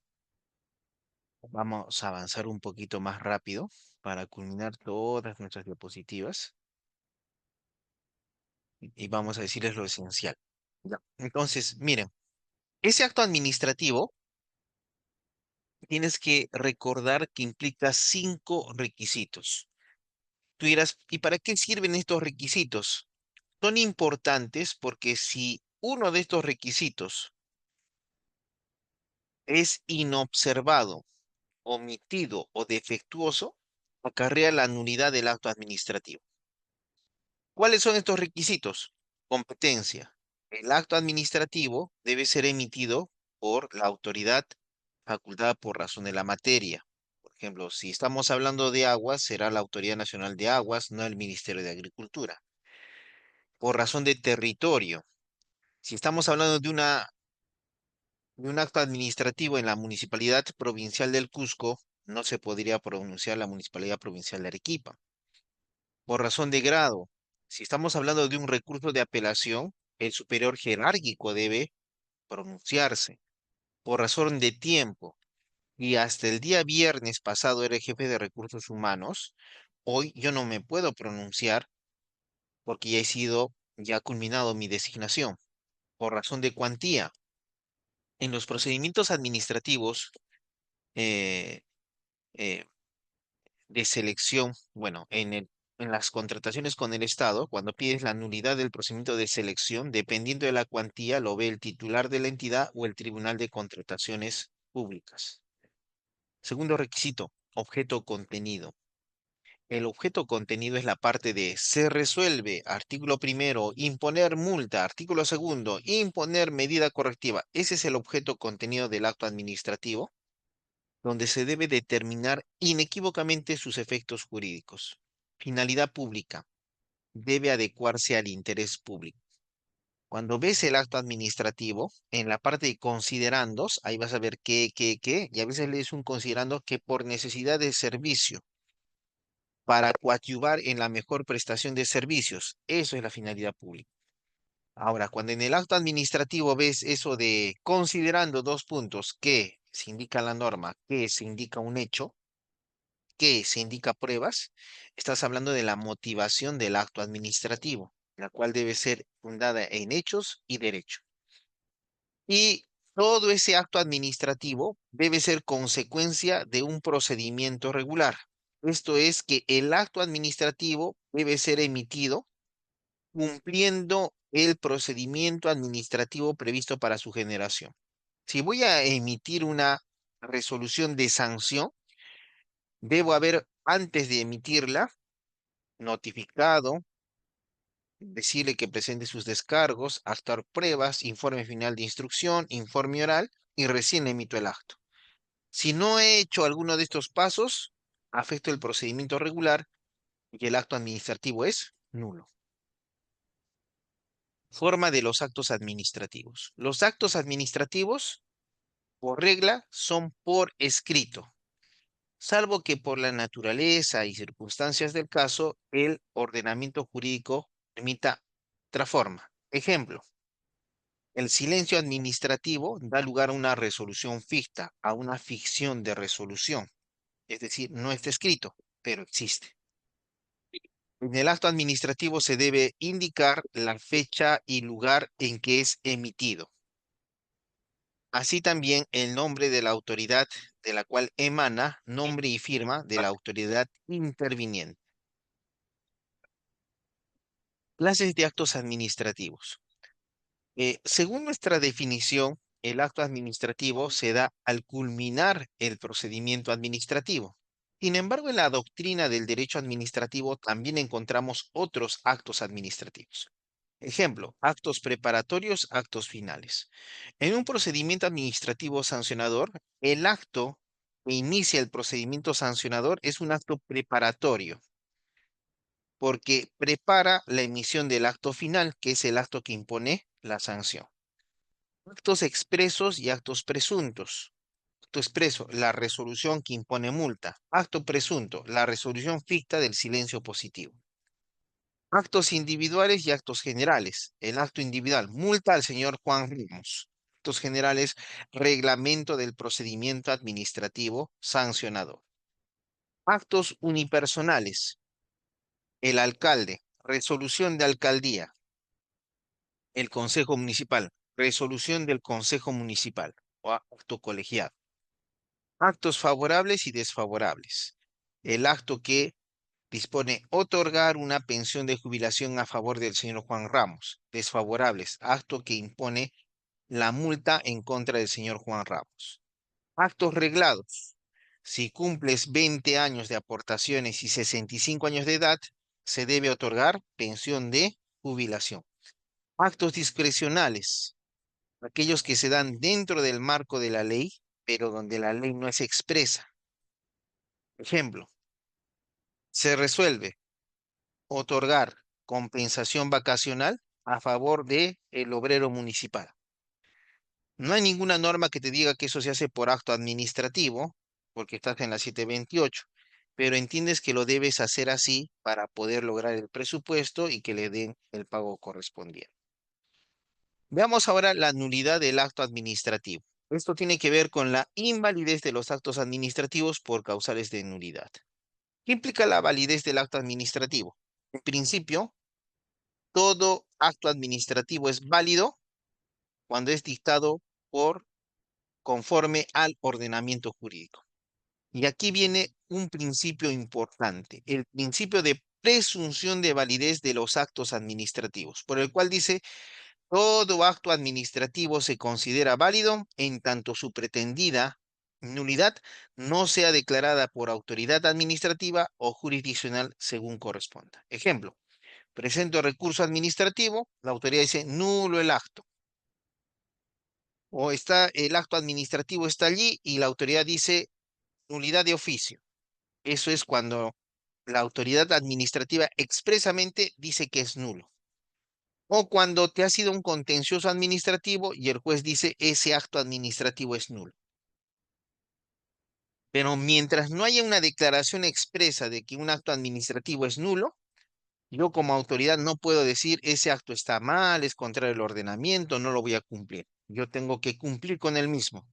En tanto no existe una resolución administrativa o una resolución judicial que declaren su nulidad. ¿Cuáles son estas causales de nulidad? Primer causal de nulidad, cuando el acto administrativo contraviene la Constitución, la ley y las normas reglamentarias. Esto se debe a que arriba están las normas constitucionales, debajo las normas legales, abajo las normas reglamentarias y abajo están los actos administrativos. Estos actos administrativos deben ser conforme a los reglamentos, a las leyes y a la Constitución. Si esto no es así, el acto administrativo es nulo. Segunda causal de nulidad, el defecto o la omisión de alguno de los requisitos de validez del acto administrativo. ¿Cuáles son estos requisitos de validez? Competencia, objeto contenido, finalidad pública, motivación y procedimiento regular. Si se omite alguno de estos requisitos o hay un defecto en el mismo, el acto administrativo es nulo.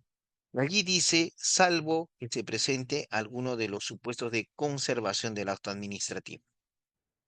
Es decir, que no siempre se va a declarar la nulidad por un defecto o omisión de un requisito de validez. Es posible que se conserve el acto. En un momento vamos a ver esto. 3. Los actos expresos. Los actos que son consecuencia de la aprobación automática y los actos emitidos por silencio positivo serán nulos si contravienen el ordenamiento jurídico o en su caso no cumplen con los requisitos, documentación y trámites esenciales para su adquisición. Ejemplo, presentas una licencia de funcionamiento. Tú sabes que no has cumplido con todos los requisitos. Pasan los 10 días hábiles y genera silencio positivo. Tú dices, hay silencio positivo, viene el fiscalizador, hay silencio positivo. Todos debemos hacer caso al silencio positivo. Pero la autoridad dice, pero aquí le faltan todos los requisitos, no ha presentado nada. Entonces declara la nulidad de oficio de la resolución ficta generada por silencio positivo. Ahí está la causa de nulidad. 4. Los actos administrativos que sean constitutivos de infracción penal o que se dicten como consecuencia de la misma. Se inicia todo un proceso penal por abuso de autoridad y el abuso de autoridad está sustentado en un acto administrativo.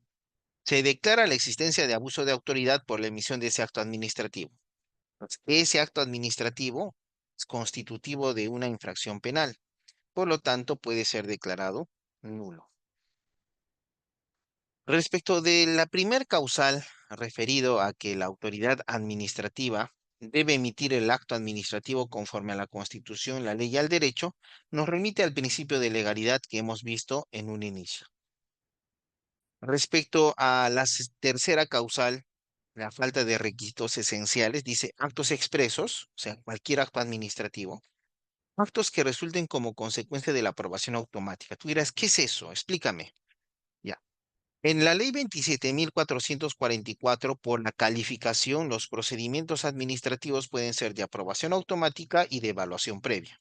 En el caso del señor Juancito Ramos, que presenta su exoneración del impuesto predial, es un procedimiento de evaluación previa, porque previamente hay que evaluar la solicitud. En el procedimiento de aprobación automática, se presenta la solicitud y esta es considerada aprobada desde el mismo momento de su presentación. Ejemplo, vas a registros públicos, pagas la tasa, te vas al registrador, el registrador te dice, espérate un ratito y te da tu ficha registral. Es decir, la solicitud se aprobó desde el mismo momento de su presentación. Y los actos por silencio administrativo positivo. Licencia, 10 días, no hay respuesta, se genera una resolución ficta. Aprueba tu pedido. Ahora, esos tres actos que te acabo de decir, si es que contravienen el ordenamiento jurídico o no cumplen con requisitos, documentación o trámites esenciales, son pasibles de nulidad. ¿Quién declara la nulidad de un acto administrativo? En principio, el administrado solicita la nulidad solo a través de los recursos administrativos. Tal vez han visto en el TikTok que después de muchos años les están prometiendo que hay que pedir la nulidad de oficio del acto administrativo porque viola tus derechos fundamentales. Bueno, eso es en teoría cierto, pero en la realidad recordemos que la nulidad de oficio es una facultad de la administración pública, es decir, no es una obligación que la dicte. Si quiere, lo dicta, si no, no. Es por eso que si te vas a un juicio respecto de esto, el juez va a decir, no, pero eso es una facultad de la administración, no está obligada a hacerlo. Es por eso que si se te venció los plazos para presentar los recursos, bueno, ya tienes todas las de perder si pretendes revivir algo que ya feneció. Ahora, ¿quién declara la nulidad? Ya sea vía recursos o en su caso, nulidad de oficio. Lo declara el superior jerárquico de la autoridad que emite el acto. Si fue el gerente municipal el que emite la resolución cuya nulidad quiero, ¿quién resuelve la apelación? El alcalde. Entonces, por una resolución de alcaldía se declara su nulidad. Efectos de la declaración de nulidad. Ya. Cuando se declara la nulidad de un acto administrativo, el efecto es retroactivo. Tú dirás, ¿pero por qué? Porque el acto administrativo que contiene una causal de nulidad es nulo desde su nacimiento. Por lo tanto, por eso se dice que la nulidad es de pleno derecho. No es que digo, existe la nulidad y ya existe, no. Cuando declaran, cuando dice la nulidad es de pleno derecho, cuando declara la nulidad la autoridad administrativa o judicial, esto se retrotrae hasta el momento en que se genera el vicio. Por eso la nulidad tiene un efecto retroactivo. Ahora, puede resultar que aun cuando el acto administrativo ya se ha consumado, ya no es posible retrotraer sus efectos. En ese caso, genera responsabilidad para quien dictó el acto y en su caso la indemnización para el afectado. La indemnización la tendrá que hacer valer el administrado en un proceso civil correspondiente. Conservación del acto administrativo. ¿Recuerdas que te dije que el acto administrativo es nulo si es que omite o tiene un defecto en un requisito de validez, salvo los supuestos de conservación del acto? La conservación del acto se da por un vicio no trascendente. Y aunque se produzca la conservación del acto, esta negligencia genera responsabilidad administrativa para quien emite ese acto con un vicio no trascendente. Ahora, que haya un vicio no trascendente implica que no se va a declarar la nulidad, solamente se va a emitir otro acto administrativo que va a enmendar los vicios no trascendentes del anterior acto. Tanto el acto en enmienda y el acto que enmienda constituyen para estos efectos un solo acto administrativo. ¿Cuáles son los supuestos de conservación del acto? Acto cuyo contenido sea impreciso o incongruente con las cuestiones surgidas en la motivación. ¿Cómo es eso? Imagínate que en toda la resolución, en dos hojas, se habla sobre la prescripción de la acción administrativa para indicar que la misma es infundada. Al momento de resolver, en la parte de se resuelve, no se dice nada acerca de la infundabilidad de la prescripción. Como está la motivación que no esté en la parte resolutiva, entonces procede la conservación del acto administrativo. El acto emitido con una motivación insuficiente o parcial. Imaginemos que es un acto administrativo que está otorgando un derecho al administrado. En el caso del señor Juancito. No se indica nada si se ha verificado o no la edad del señor Juan. Simplemente indica que se va a hacer la diligencia y que se ha verificado que la casa es usada solamente para fines de un comercio, de una tienda de abarrotes. Un tercero puede decir, hay que declarar la nulidad de oficio. Si bien es una motivación insuficiente o parcial, debes tener en cuenta que de una u otra manera el resultado va a ser el mismo. A legua se nota que el señor Juan es adulto mayor. Así es que declarar la nulidad porque el acto administrativo no tiene ese dato, que es una motivación insuficiente o parcial, es un supuesto de conservación del acto administrativo. 3. El acto emitido con infracción a las formalidades no esenciales del procedimiento, considerando como tales aquellas cuya realización correcta no hubiera impedido o cambiado el sentido de la decisión, o cuyo incumplimiento no afectare el debido proceso del administrado. Ejemplo, inicia el señor Juan su procedimiento administrativo. El TUPA dice que debe adjuntar su DNI, no la adjunta. Oficina de Registro Civil envía la ficha de RENIEC. Luego alguien se da cuenta y dice la nulidad de ese acto. Pero es un documento no esencial que ha sido inclusive por verdad material subsanado, así es que debe conservarse el acto administrativo. Otro es cuando se concluya indudablemente, de cualquier otro modo, que el acto administrativo hubiese tenido el mismo contenido de no haberse producido el vicio. Es decir, de una u otra manera, el resultado va a ser el mismo. Ejemplo, el administrado ofrece 15 medios probatorios. Ya. De los 15 medios probatorios, la autoridad solamente ha actuado 10. El administrado pide la nulidad porque no se ha actuado 5. Pero cuando revisas esos 5, no tienen nada que ver con el objeto del proceso. Entonces podemos aseverar que el resultado va a ser el mismo, se actúen o no los medios de prueba, y opera la conservación del acto administrativo. Y por último, aquellos emitidos con omisión de documentación no esencial. Por ejemplo, si estamos pidiendo una constancia de posesión y se está pidiendo constancias de posesión anteriores y yo no las presento, igual me emiten la constancia, es documentación no esencial porque la misma entidad pública cuenta con dicha información.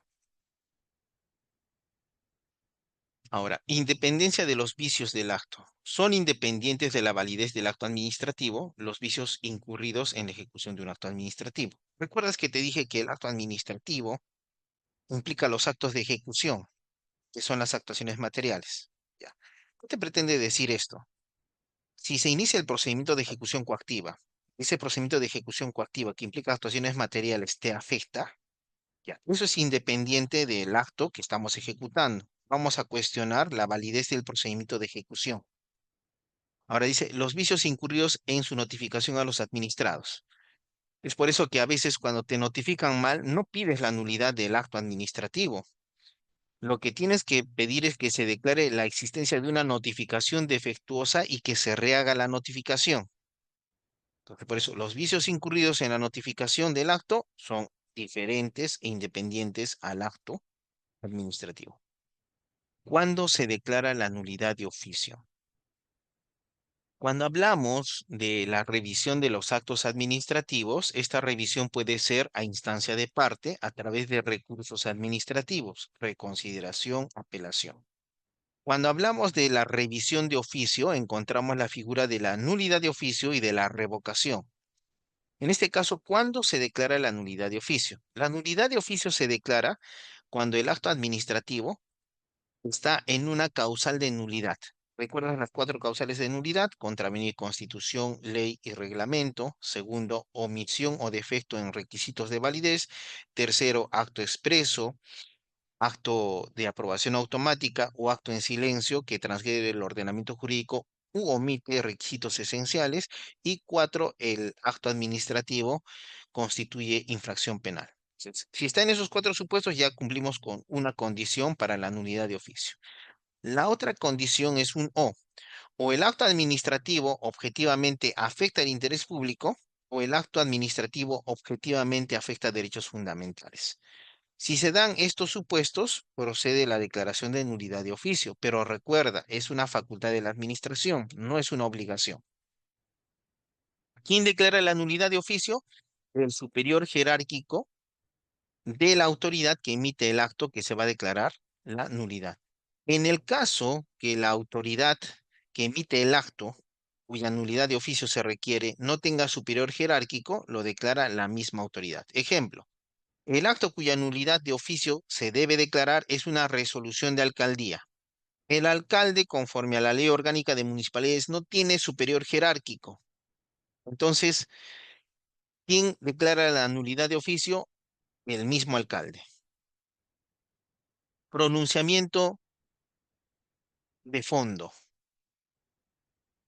Cuando hablamos de nulidad de oficio, eh, lo primero que debemos, como regla general, es que todo se va a retrotraer al momento en el que se genera el vicio.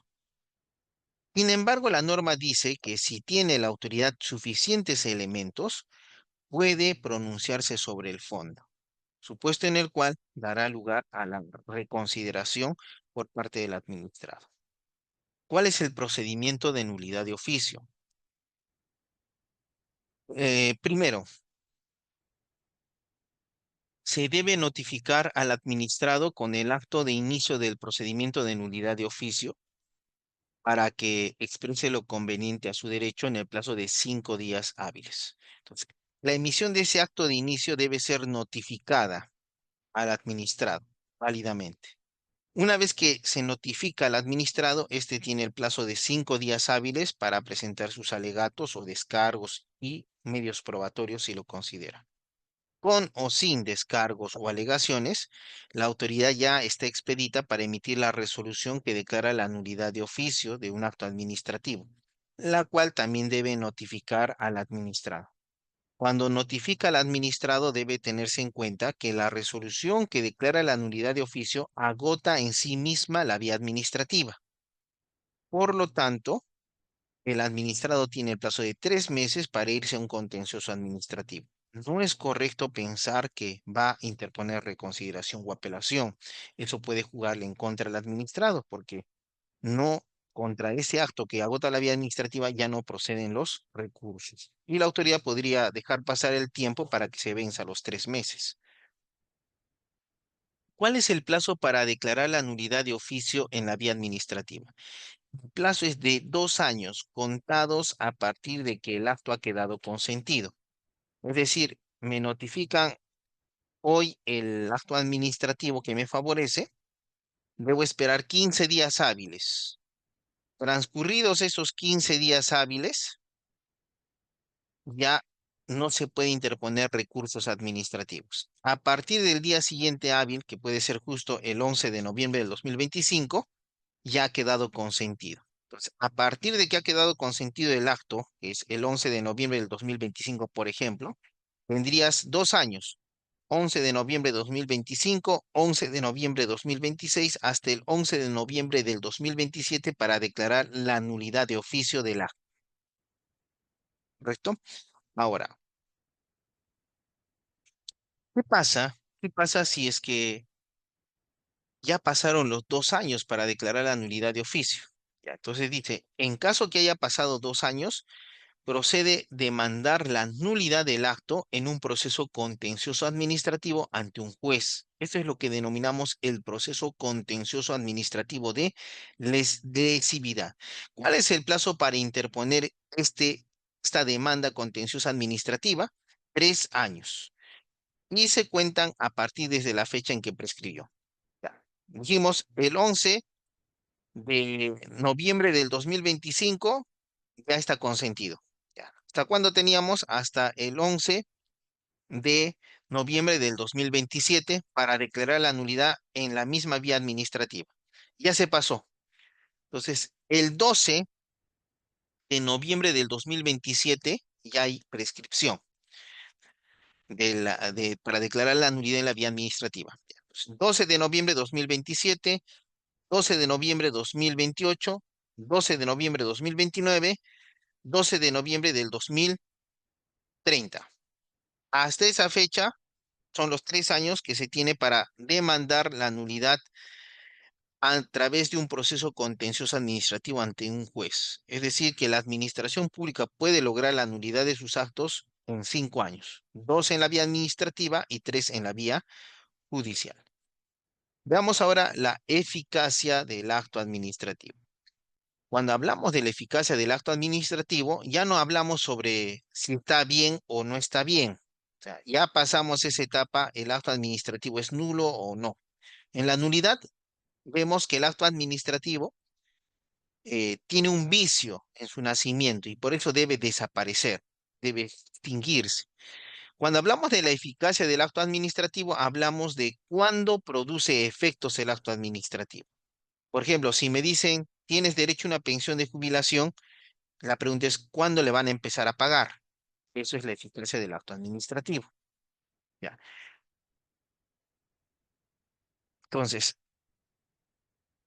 la regla general es que todo acto administrativo es eficaz a partir que la notificación legalmente realizada produce efectos. Imaginemos que el acto administrativo se emitió el viernes pasado, ¿ya? El viernes pasado se emitió. ¿Cuál es el plazo para notificar un acto administrativo? 5 días hábiles. Sucede que dentro del plazo de los 5 días hábiles, el día de hoy, 11 de noviembre del 2025, me notifican. Tocan a mi casa y me dejan la notificación. A partir de ese día, a partir del 11 de noviembre en que llega la notificación, el acto administrativo es eficaz. La eficacia es a partir de la notificación. No vas a confundir la eficacia que es a partir de la notificación con desde cuándo transcurre el plazo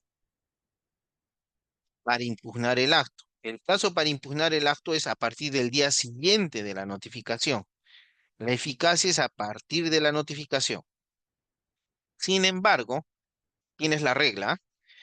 A partir de que te notifica, para adelante el acto administrativo tiene efectos. Ejemplo, la resolución que me impone, digamos, una multa, tiene efectos a partir del día de la siguiente de la notificación. Correcto, ya está. Ahora, cuando el acto administrativo otorga beneficio al administrado, por ejemplo, se dispone el nombramiento del servidor, se puede establecer que es eficaz desde la fecha de su emisión, salvo disposición distinta del mismo acto. Ejemplo, lo primero es de que me notifican el 11 de noviembre del 2025, a partir de allí para adelante es eficaz. Ahora, ¿qué pasa si me beneficia como administrado? Imaginemos que esa resolución dispone mi nombramiento. Ya. En la misma resolución dice con eficacia al momento de la emisión. Como te dije, el acto administrativo se emitió el jueves pasado. Ya. ¿Desde cuándo será vigente en este caso? Desde la fecha de emisión, desde el jueves, no desde la notificación. ¿Por qué? Porque favorece al administrado. Si le desfavorece, esa eficacia no es posible. También encontramos la eficacia anticipada. La primera eficacia es a partir de la notificación para adelante. La segunda eficacia es desde la emisión del acto para adelante. Pero también se puede producir una eficacia antes de la emisión del acto. Y eso se puede dar en estos supuestos. La autoridad podrá disponer en el mismo acto administrativo que tenga eficacia anticipada a su emisión, solo si fuera más favorable a los administrados, siempre que no lesione derechos fundamentales o intereses de buena fe legalmente protegidos a terceros, que existiera en la fecha en la que se pretenda retrotraer la eficacia del acto el supuesto de hecho significativo, justificativo para su adopción. Tú puedes decir un ejemplo mejor para comprenderlo. Diapositivas les van a dar, pero un ejemplo para que lo entiendas. Presentas tu solicitud de pago de una pensión de jubilación, ¿correcto? Ya, presentas tu solicitud. Luego de un año, te notifican la resolución que dispone el otorgamiento de tu pensión. Y allí indica con eficacia anticipada a la fecha de la presentación de la solicitud, con lo cual te pagan devengados e intereses legales. Esa es la forma como se actúa en este caso. Otros supuestos de eficacia anticipada es cuando se declara la nulidad. Recuerda, la nulidad tiene efecto retroactivo al momento en que se generó el vicio. Y está la eficacia anticipada. Y también tiene eficacia anticipada los actos que se dicten en enmienda, en el supuesto de la conservación. Aquí está el acto, que en vez de decir Juan, dice Juana. Un mes después se emite el otro acto que dice, uy, me equivoqué, debió ser Juan, no Juana. Ese acto que corrige, ¿desde cuándo tiene eficacia? Desde el momento en el que se emite el acto que fue enmendado. Por eso es eficacia anticipada. Ahora, los actos administrativos, en su notificación, recuerda que la principal forma en que cobran efectos es a partir de su notificación. Esto implica hablar de las modalidades de notificación. Ahora, estas modalidades de notificación deben respetar un orden de prelación, ¿ya? Un orden de prelación. ¿Ya? ¿Y cómo es esto? ¿Ya? Este orden de prelación implica que se debe respetar en el orden indicado las modalidades de notificación. ¿Cómo es esto? Allí puedes ver notificación personal al administrado interesado o afectado por el acto en su domicilio. Lo primero que debe hacer la autoridad es notificarlo en su domicilio. Solamente cuando no puedo notificarlo en el domicilio, recién paso a la segunda forma, notificarlo mediante telegrama, correo certificado, telefax o cualquier otro medio como puede ser el correo electrónico. Ya, pero para acceder a esta segunda modalidad, el administrado debe haber autorizado expresamente esta modalidad. Entonces, revisaré los papeles. Si no está autorizado, recién paso a la tercera forma, a la publicación en el diario oficial o en uno de los diarios de mayor circulación en el territorio nacional. Ojo, no dice que se debe publicar en el diario de mayor circulación de la localidad, sino del territorio nacional, ya sea en el diario oficial El Peruano o en otro de mayor circulación, como puede ser El Comercio o La República. Ese es el orden de prelación. Si yo omito este orden de prelación, lo publico y me olvida de la notificación personal, el acto de notificación es defectuoso y debe ser declarado nulo. Veamos ahora solamente la notificación personal, ¿ya? Entonces, primero, la notificación personal se hará en el domicilio que conste en el expediente, ¿ya? En el domicilio que conste en el expediente. Es decir, el señor Juan Ramos, cuando presentó su solicitud para que no pagar el impuesto predial, ahí colocó Juan Ramos con DNI con domicilio en. Pues, en ese domicilio que consta en el expediente, allí le tengo que notificar. Imaginemos que no hay ese domicilio. El señor Juancito se olvidó o simplemente si la vieron el sancionador no lo indicó. ¿Dónde lo debo notificar? Ya. No hay domicilio que conste en el expediente. Pasamos a la segunda. Dice, en el último domicilio, que la persona a quien deba notificar haya señalado ante el órgano administrativo en otro procedimiento análogo en la propia entidad dentro del último año. ¿Qué estaba pidiendo el señor Juan Ramos? Que le exoneren del pago del impuesto predial. Sucede que hace 6 meses él había presentado otra solicitud pidiendo la prescripción de los arbitrios, de los tributos municipales. Y justo en esa solicitud sí está su dirección. Entonces, en esa dirección le tengo que notificar. Ahora, ¿y qué pasa, doctor? No hay en el expediente, tampoco hay otro expediente durante el último año. Pasamos a la tercera. En caso que el administrado no haya indicado domicilio, este sea inexistente. Ya, puede ser que lo ha indicado, pero no existe el domicilio. Y hay prueba de ello. El notificador debe dejar constancia que no existe el domicilio. La autoridad deberá emplear el domicilio señalado en el documento nacional de identidad del administrado. Entonces, recién allí notifica en el domicilio, en el documento nacional, en el domicilio señalado en el DNI. Ahora, dice, de verificarse que la notificación no puede realizarse en el domicilio señalado en el DNI, recién se procede a la notificación por publicación. ¿Ya? Ese es el orden. Ahora, seguimos en la notificación personal. Ya. Cuando llega el notificador, debe entregar copia del acto notificado y señalar fecha y hora en que es efectuada la notificación, recabando el nombre y firma de la persona con quien se entienda la diligencia. Ahora, ¿qué hacer si la persona a la que se debe notificar dice no quiere firmar o no quiere recibir copia del acto notificado? Se hace eso constar en el acta y se le tiene por bien notificado. En este caso, el notificador debe dejar constancia de las características del lugar donde se ha notificado. O sea, no es solamente dije, se deja constancia que no quiso recibir y lo coloco en el expediente. Debo describir el lugar donde se ha notificado. Casa de 2 pisos, material noble, color de fachada blanco arriba, amarillo abajo, rejas de madera, etcétera. Ahora, dice, la notificación personal se entenderá con la persona que debe ser notificada o su representante legal.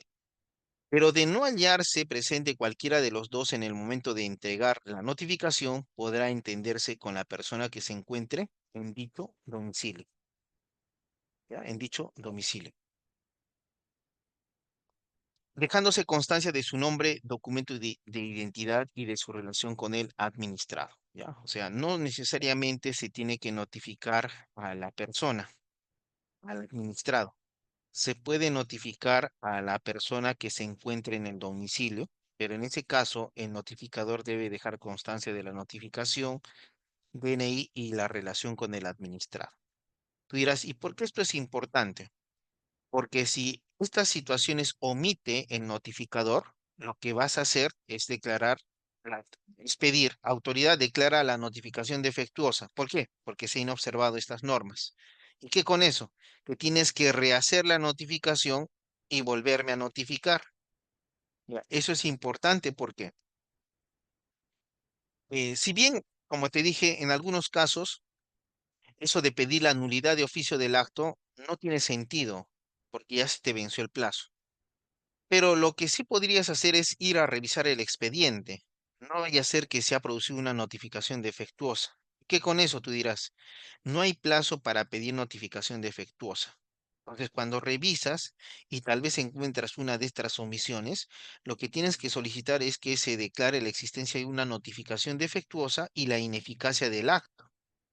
Y como consecuencia, se rehaga la notificación. Una vez que se rehace la notificación, habilitas plazo. Porque presentas esa solicitud, te dicen no, apelas, te dicen no, te vas al contencioso. El contencioso verifica la ineficacia del acto, lo declara y dispone que se rehaga la notificación, te notifican, habilitas plazo y ya tienes ahí tu expediente vivo para presentar recursos o lo que consideres. Dice, en el caso de no encontrar al administrado u otra persona en el domicilio señalado, el notificador deberá dejar constancia de ello en el acta y colocar un aviso en dicho domicilio indicando la nueva fecha en que se hará efectiva la siguiente notificación. ¿Esto qué sucede? Sucede que a veces el notificador toca, no encuentra a nadie y lo deja por debajo de la puerta. Eso es errado. Notificación defectuosa. ¿Cómo debe ser? Llego al domicilio, no hay nadie, dejo un aviso de que voy a regresar. Ese aviso también lo coloco en el expediente. Si no lo hago, notificación defectuosa. En la segunda vengo, no hay nadie y recién puedo dejarlo por debajo de la puerta. Y con eso culminamos la sesión del día de hoy sobre el acto administrativo, los principios del derecho administrativo. Hemos visto la nulidad del acto administrativo, la conservación del acto administrativo y la eficacia del acto administrativo.